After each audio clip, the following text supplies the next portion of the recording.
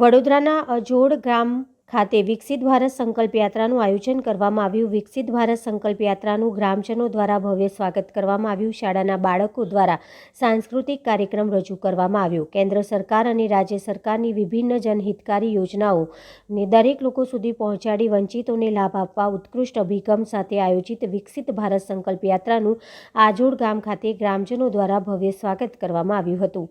આ યાત્રા દરમિયાન આજોડ ગામમાં આરોગ્ય કેમ્પમાં 480 લાભાર્થીઓને આરોગ્ય તપાસ કરવામાં આવી અને આયુષ્માન કાર્ડ વિતરણનો પણ કેમ્પ યોજાયો।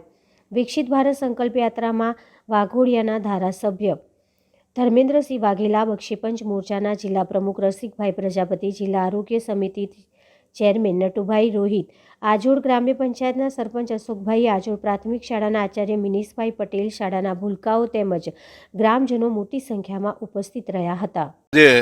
આજોડ ખાતે વિકસિત ભારત યાત્રા મોદી સાહેબનો ગેરંટી રથ આજોડ ગામની અંદર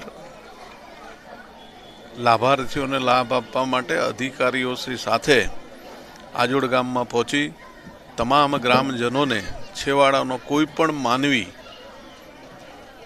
બાકી ના રહી જાય એટલા માટે માનનીય આપણા દેશના લોકલાડીલા વડાપ્રધાન મોદી સાહેબ અને અમારા ગુજરાતના મુખ્યમંત્રી મુર્દુ અને મક્કમ ભૂપેન્દ્રભાઈ પટેલ સાહેબના નેતૃત્વની અંદર દરેકની ચિંતા કરીને નાનામાં નાના છેવાડાનો માણસ કોઈ પણ લાભથી વંચિત ના રહે એ માટે થઈને આજે આજોડ ગામની અંદર ગેરંટી રથ આવી ગયો।